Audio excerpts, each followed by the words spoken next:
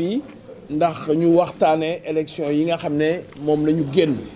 élection yi amoon le 23 janvier 2022 ñuy sant yàlla bu baax a baax di sant population Grand Dakar yi nga xam ne ñoom ñoo ñu jàppale ba ñu am ndam ndax ndam yombul te ku la jox ndam jox la baatam da nga ko war a gërëm sant ko bu baax a baax waa Grand Dakar ñun amuñu seen pay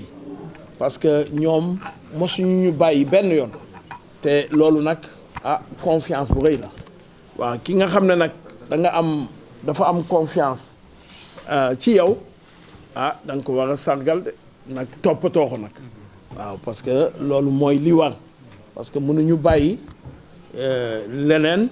di ko def ci ndoddu waa Grand Dakar lu dul rek defal leen nu mu gën a baaxee lu ñu bëgg rek mu nekk sunu liggéey pour ñu def ko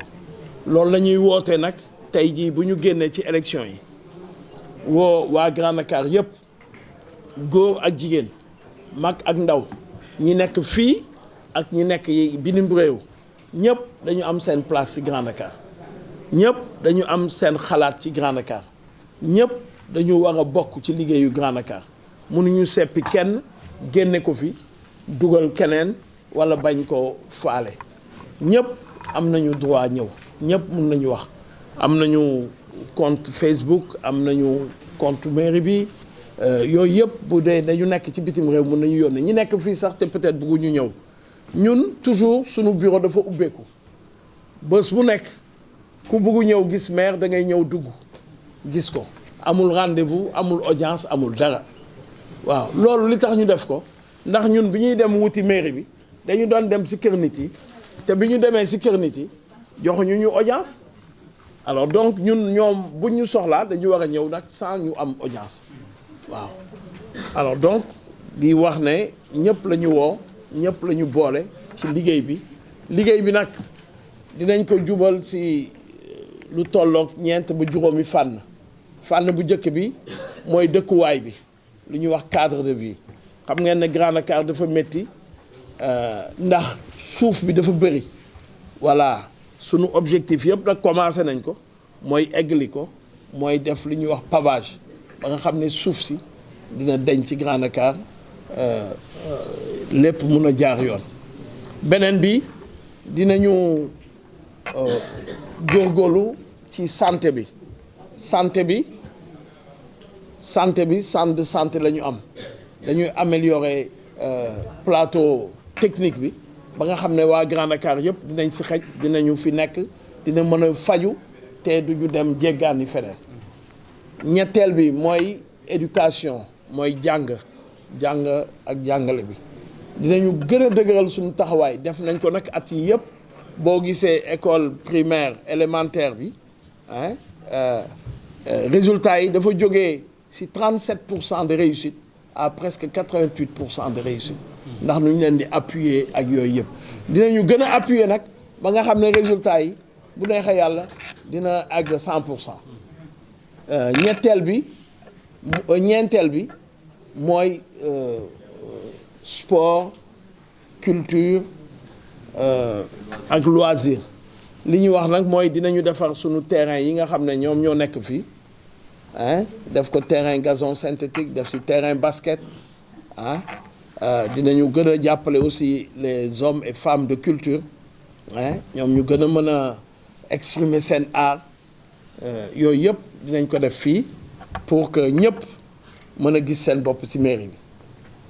di wax nag ne mairie bi amul budget boo xam ne dafa rëy a rëy ba nga xam ne lu la neex nga def da ngay limiter rek li ngay def sur le plan social dinañ ci gën a yokk itam parce que ñu ngi koy def nag depuis bi ñu fi nekkee donc il faut que ñu jàppale nit yi parce que nit yi dañu ko soxla jamono dafa métti